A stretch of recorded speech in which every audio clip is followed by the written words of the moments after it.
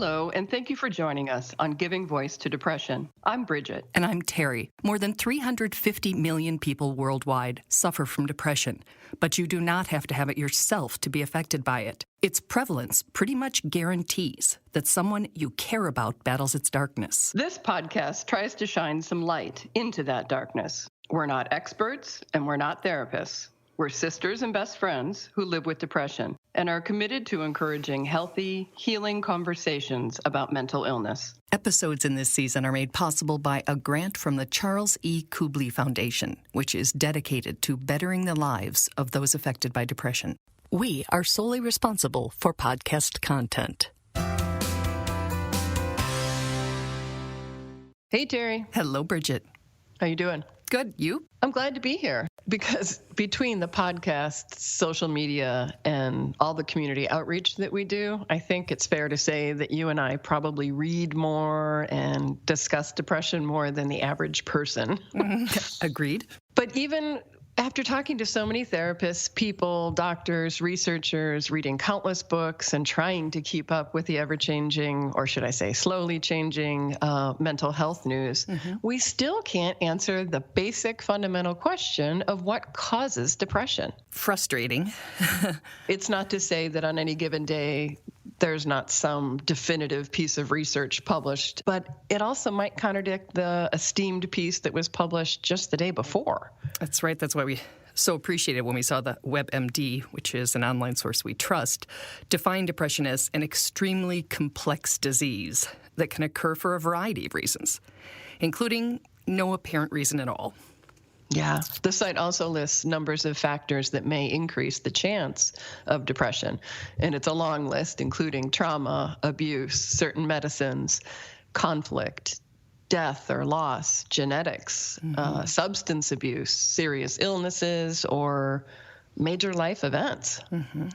It points out that clinical depression is different from the normal response to stressful life events, since it involves a range of symptoms, including feelings of low self-worth, thoughts of suicide or death, and the one that breaks my heart is the inability to experience joy. I think that's anhedonia, which is a great word, but a sad thing. Today's guest, Cindy, adds a symptom to that list, which is guilt. While she first began experiencing depression after the birth of her first child, it wasn't until years later that she understood and experienced just how deep, dark, and frightening depression's depths can be. I went to a pain clinic for headaches and chronic pain issues, and the depression diagnosis came up again. And at that time, it made sense. And I started on actually 2 antidepressants that worked together. And after some adjusting and experimenting, it did work to control my depression for years until an event happened that changed everything for my family. Let's talk about that night. I was driving home from my son's college concert. My daughters were in the car and a friend of theirs. My youngest daughter, Beth, was in the passenger seat.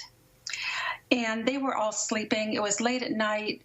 I was way too tired. I had never been that tired before.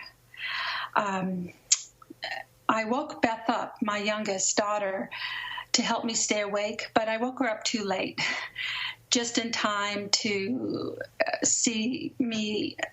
Well, the car veered to the right. We flattened a road sign. The car flipped 3 times. And resulted in a spinal cord injury called C6-7 that left her 14-year-old daughter paralyzed, a quadriplegic. What I'd like to share about that night and that actually the moment when, we're upside down in the car and, horrific, experience. My daughter, Beth, she was lying on the ceiling, upside down. She couldn't move. And she's reassuring me that everything will be okay, that I'm okay. I'm okay, Mom. Everything will be okay. And I really felt at that time and for a long time after that nothing at all would ever be okay again. Beth was in intensive care and had 2 surgeries before being moved to a rehab center for a couple months. She chose to leave a month early to start high school with her friends on schedule. At home during the next 4 years, Cindy was her daughter's personal care assistant. She was paralyzed from the waist down. So she had arm movement. She had no finger function. So that's another whole aspect of quadriplegia. That's a huge challenge, is learning how to use your hands again. And she was very determined to be more independent.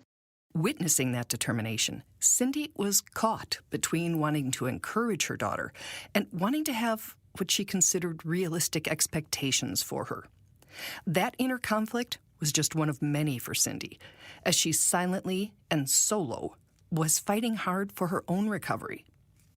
I had, in my mind, I had failed to protect my child. And it was many years before I could really forgive myself for that. But at the same time, after the accident, the worst depression I had ever experienced settled in. And I was not at all, equipped to deal with it on my own. And I wasn't comfortable sharing it with anyone. I felt strongly at the time that it was an accident, but I had caused this tragedy. I had caused Beth's severe injury that she still has and is still dealing with. And as a result of that, I not only changed, her life completely, but I changed the lives of everyone in my family, in our friends, everyone who loved her. I had hurt everyone that I loved with this accident. So I was determined not to add to that. I didn't want to add to anyone's, I didn't want to add my problems to that mix. I've been interviewing people for the past year and a half about depression, and I hear over and over and over, and I experienced it myself, the almost inability to get out of bed and the questioning whether life is worth living. I cannot even fathom having the mix of emotions that you would have post-accident on top of that. It just sounds like it would be a crushing weight.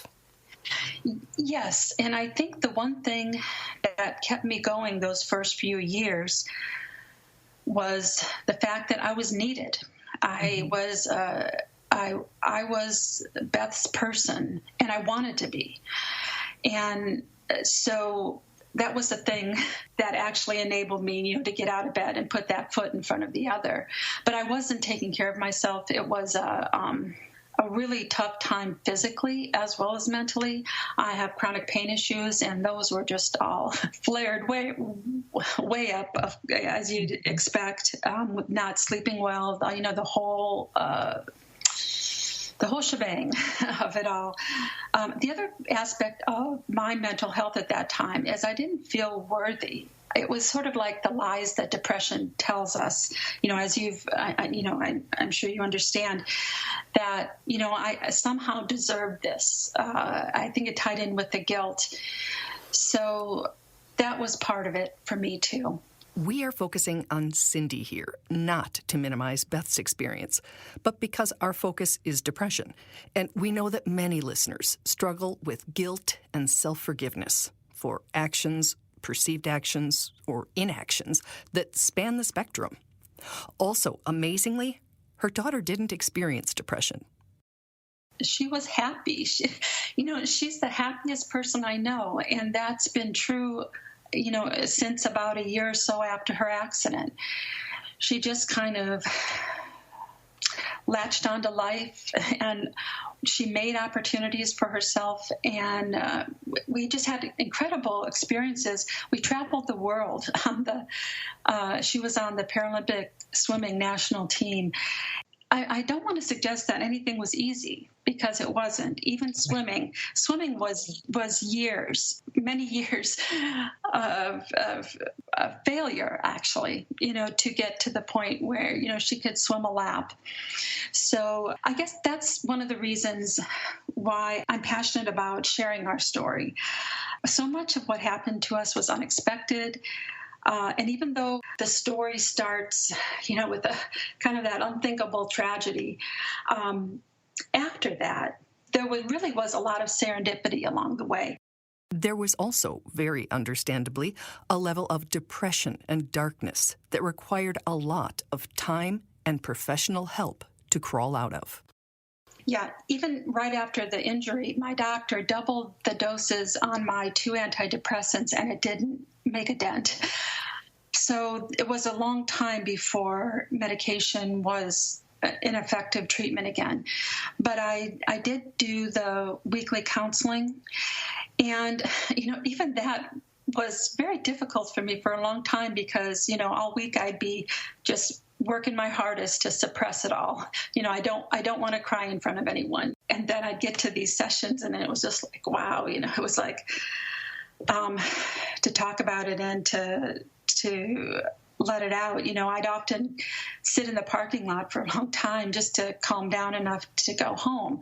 A doctor-recommended 12-week meditation course also helped. It didn't get rid of anything, meditation practice, but what it did for me was a perspective. It allowed me to separate in my mind the depression and the chronic pain from my core identity. I was able to see it a little bit at a distance, which helped me gain a perspective. So very, very early on with the depression diagnosis and before the accident, I didn't understand depression, and I did think of it as something of a weakness. I was able to get past that, but meditation was something that helped with that too.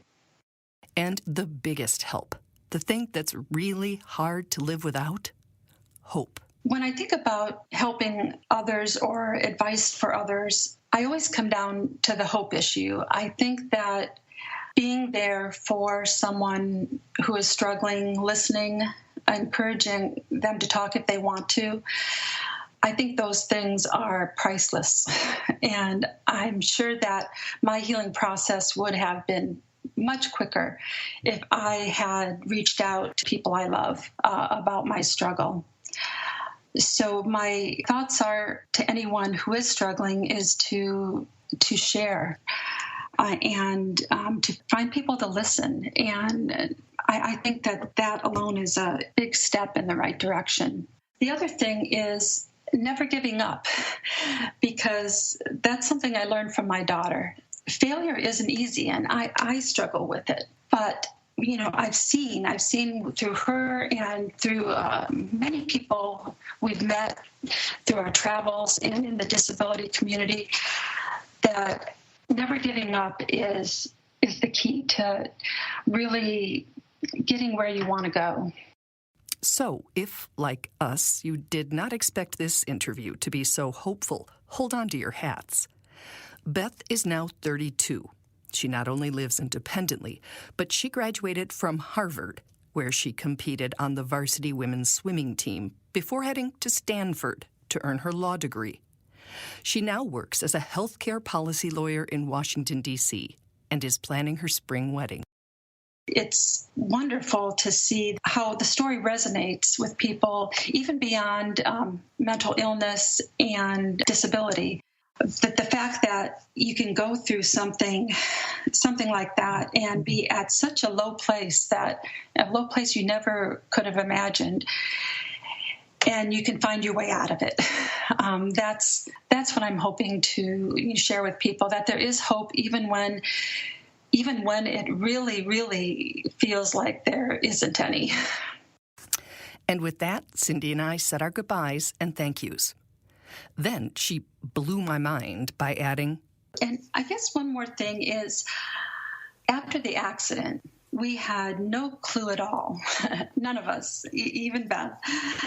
We didn't have a clue that our lives would be better for this. Everyone in our family, friends, Beth especially, and myself, I believe that my life is better now because of the accident, the injury. Beth agrees. She wouldn't change anything. So that's kind of a strange thing to think about too, and it's hard for people to understand, especially right after they've experienced a tragedy or someone's been injured. But I think it's part of that never giving up and the hope wins. It can enhance your life. She literally has said if she had the choice or the opportunity to go back and change it, she would not? Yes. Wow. And, I can say that too, which is strange, with the mental health issues I went through. But the people we've met, the places we've been, the experiences, it ended up being such a broadening for everyone in our family, beyond our, kind of our small life in a small town. And life is good now. We are so grateful to be where we are now. Wow. Honestly, Terry, if we had made up this story, we would all agree that we'd probably gone too far with the happy ending. But every word is true. And every word is proof that as long as we're alive, we don't know what can happen, what can change, what can improve, or how our stories will play out. So please follow Beth's lead. Please don't stop trying and never give up. It's quite a story, and Cindy has a blog, the mother, called Struggling with Serendipity. And if you think her message and hope and experience is not appreciated or needed, you might be surprised to know that she has almost 19,000 followers on Twitter. It's a lot more than we have, which is her Twitter handle, I think they call it. Maybe I'm confusing it with CB's, is at Cindy, CINDY _ KOLBE, if you want to learn more from her. Oh, Cindy, thank you so much for being such a glorious example of resilience. Thank you. And remember that September is Suicide Prevention Month, so keep your eyes and ears open. If you notice somebody is struggling, ask them, listen to them, be there for them, and if you are, the same in reverse. We'll be talking about that next week in our 2-part podcast that will start about how we can help somebody who we believe is struggling, some specific ways to reach out to somebody. Really specific. Mm-hmm. As in doable, helpful steps. Mm-hmm. I can't wait. I can't wait either. It's very good. I love you very much, Terry. I love you too, honey. Thank you. Bye. We hope that these shared stories bring out a little more understanding or help people articulate their experiences of depression a little more clearly or more freely. Thanks to everyone who's digging deep and finding the words and finding the courage to give voice to depression. You can find all the other episodes, some resources, and a blog on our website, givingvoicetodepression.com. And you can find the podcast most of the other places that you find podcasts. Just Google it, as our mom says. And please remember, if you're hurting, speak up. If someone else is hurting, listen up.